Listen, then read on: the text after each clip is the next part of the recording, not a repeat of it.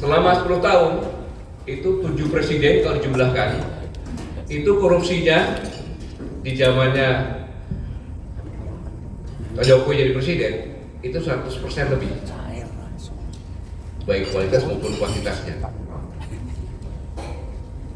Dan yang sedemikian lagi banyak pendiaman oleh pejabat tertinggi ini terhadap korupsi bawahannya yang tanda kutip bahan untuk penyerahan, sama-sama kita udah tahu itu.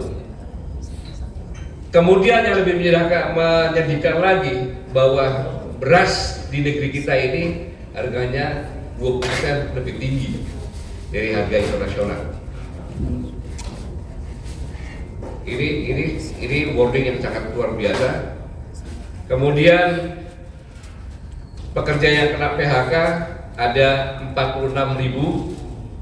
Ini berita Kompas 2 September 2024, tetapi yang terbaru Sritek pun kena pilot dan kemungkinan 20.000 lagi. Bayangkan. Kemudian selanjutnya deflasi 5 bulan berturut-turut. Deflasi itu masyarakat tidak punya uang sehingga barang-barang harus jual murah, perusahaan rugi. Perusahaan rugi menyebabkan PHK dan seterusnya. Dan 9,89 generasi Z Indonesia menganggur. Kemudian ini yang berbahaya, banyak kelas menengah yang jatuh miskin. Padahal standar untuk melihat negara itu stabil, sejahtera, ya kelas menengahnya kita lihat. Ini kelas menengah turun menjadi miskin dan dia tidak dapat BLT karena datanya masih kelas menengah. Ini saya alami sendiri. Hanya sebagai buruh harian dia pinjam uang ke saya. Masa pinjam uang, loh kan kemarin kamu baru mantu. Iya Pak, anak saya yang baru mantu Pak. Dia beli angsuran rumah dengan harapan dia punya gaji. Ternyata sekarang PHK Pak. Itu yang terjadi. Sehingga Bank Dunia mengingatkan bahwa ancaman resesi ini adalah kondisi kita sekarang ini yang membuat susah dapat, yang membuat masyarakat sulit karena memang tidak ada lapangan pekerjaan. Ditambah ditekan lagi pajak makin tinggi. Selesai sudah itu. Ini warisan yang pertama.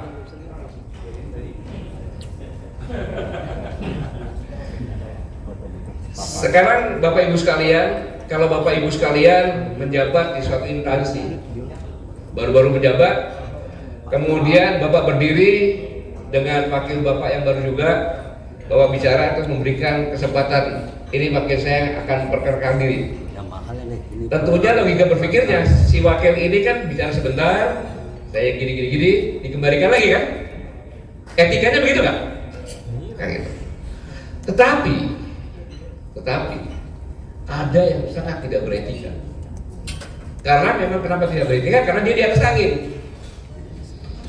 Ketika sang paman menyampaikan, alhamdulillah salah satu sudah bisa selesai, batas umur minimal sudah selesai, tinggal batas umur maksimal. Bisa terjadi yang umur maksimal ini tidak bisa maju sebagai presiden. Ingatkan itu kan? Itu berarti sang paman mengancam sehingga besoknya pada saat itu Pak Prabowo mendeklarasikan di rumahnya tanpa dihadiri oleh wakil, karena harus menunjukkan bahwa paman, ponakanmu akan jadi wakil saya. Itu saya waktu itu bukan dengan Bang Rafli, saya sampaikan kalau saya jadi Prabowo itu pun akan saya lakukan untuk keselamatan saya. Kalau enggak, nggak jadi. Karena itu maka pada saat deklarasi di istana, Anda bayangkan seorang yang berbaring umurnya, Pak Prabowo 73 dia 37, ya kan? Dengan gagah perkasa bicara seperti ini.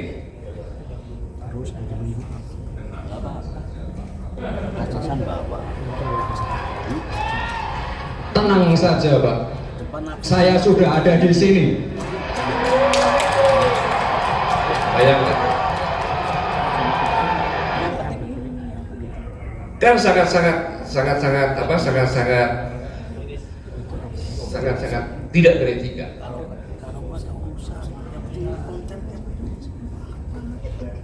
Maka timbul pertanyaan, mengapa kok terjadi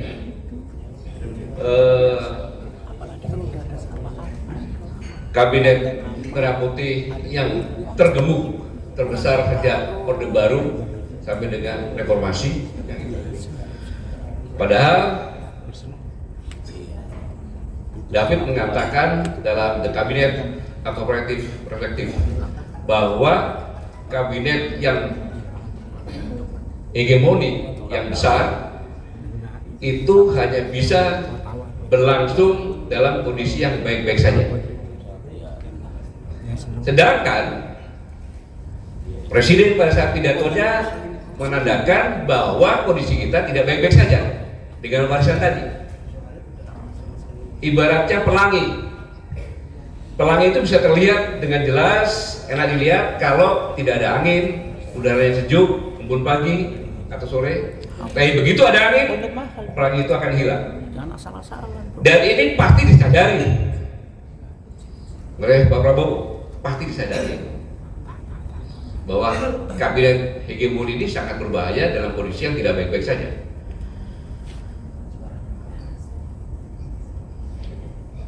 Tapi Ansel dan Gates juga menyatakan bahwa collaborative governance ini adalah bahwa pemerintahan dalam suatu negara sangat kompleks.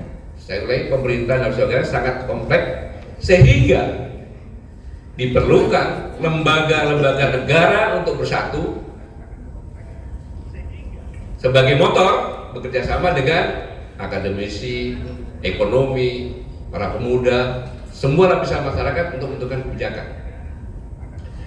Latar belakang inilah mungkin sehingga ke Magelang, di samping tadi gambaran satu tadi. Karena apa? Kalau gemuk ini pasti akan terjadi friksi-friksi.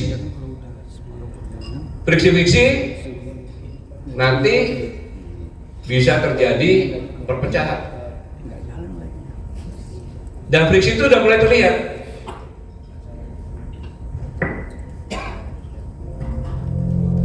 Coba lihat ini.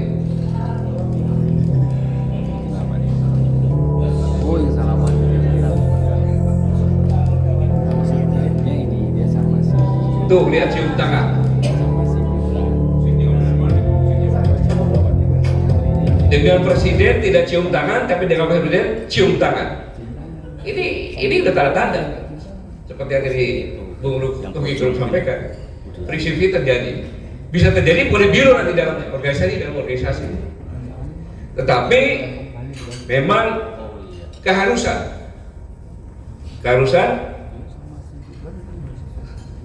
saya pikir timingnya tepat karena perubahan organisasi, program baru semuanya. Yang kedua, orang-orang menteri-menteri dan lembaga yang lainnya yang di Magelang, saya lihat Rocky Gerung tadi semangat, ya kan? Karena mereka gembira baru jadi menteri, bangga. Kemudian situasi ini juga masih kondusif. Saya pikir untuk bentuk team building sama teamwork itu diperlukan ke sana. Tapi intinya bahwa satu, Pak Presiden pernah nyatakan bahwa sebagai pejabat harus punya etika, sopan santun, berpolitik pun harus punya etika. Di sini ada yang tidak beretika, maka dibawa ke Magelang untuk belajar beretika. Itu Kang, di samping untuk tim bendera sama timbok tadi. Karena ke Magelang dari Presiden Istana mengatakan untuk membuat heroisme, keberanian bersama-sama, ini yang dilakukan. Jadi saya pikir dengan ke Magelang tersebut, walaupun tadi kita agak pesimis yang disampaikan sama Bang Rocky tadi ya, tetapi hal ini yang sangat-sangat sangat penting sekali, karena mau tidak mau, suka tidak suka, bahwa pemerintahnya sekarang ini menentukan hidup matinya bangsa ini. Mengapa? Ketika tahun 2030 kita bonus demografi 2 kali, ya, jumlah bonus demografi kita 2 kali dari usia produktif. Seandainya pemerintah ini tidak bisa menyiapkan lapangan kerja, maka beban pemerintah akan menjadi luar biasa, dan itu tidak bisa bangkit. Tidak bisa bangkit. Disinilah dalam diskusi ini saya ingin menyampaikan bahwa kita berpikiran positif untuk mengenalkan budaya bagi siapapun pejabat yang tidak berbudaya, seperti yang saya tanyakan tadi, supaya lebih berbudaya tentunya. Kemudian karena banyak orang, sekat-sekat psikologi itu harus dihilangkan sehingga timbul persatuan, sulit. Ya tentunya kita mengharapkan ini pemerintahan ini dengan kabinet yang besar, solid, kemudian profesional nantinya, dan bisa mengatasi segala permasalahan yang sulit dan tidak mudah. Saya pikir pengantarnya ini aja, tidak ada yang lainnya. Mau saya sampaikan, disampaikan sama Bu Rocky tadi. Apalagi sebenarnya Dewan Pakar nggak usah undang-undang kami semuanya. Bu Rocky tadi udah lengkap semuanya Iya kan?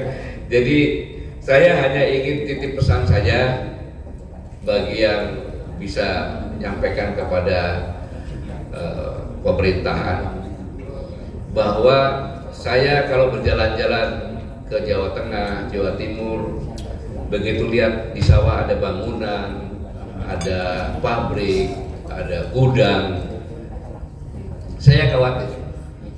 Kita membuat food estate di luar, menebang hutan, tetapi sawah yang sudah jadi, yang sudah ada irigasinya, yang sudah terbukti, justru tidak dilarang untuk dihilangkan. Tidak dilarang untuk dihilangkan. Seharusnya pemerintah menetapkan lahan abadi, sehingga lahan itu tidak boleh berubah apapun juga. Kalau berubah, kena pidana. Karena kalau itu tidak dilakukan, hutan kita akan mundur dengan alasan itu.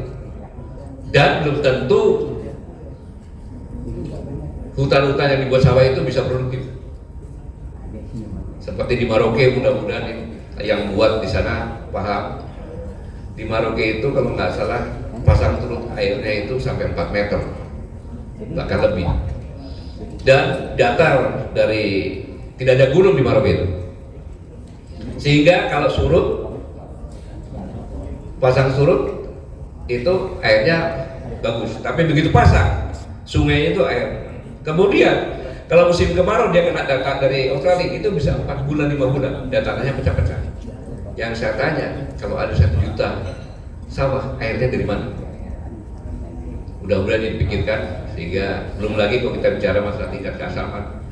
Jadi saya mau sampaikan, sangat disayangkan apabila kita membuat jutaan hektar di luar, tetapi yang sudah siap dengan irigasinya kita biarkan. Sama saja di Sumatera itu sebenarnya cadangan oleh Belanda untuk sawah, tapi digunakan sawit, ya luar biasa, mudah sekali. Saya pikir kondisi sekarang ini sangat mengkhawatirkan, karena orang yang tidak sampai 10% itu semakin dari semakin kaya, rakyatnya semakin dari semakin miskin. Kemudian tahun depan ada iuran, ada pajak dengan tambahan lagi, kemudian subsidi dihilangkan dan lain sebagainya yang semakin berat lagi.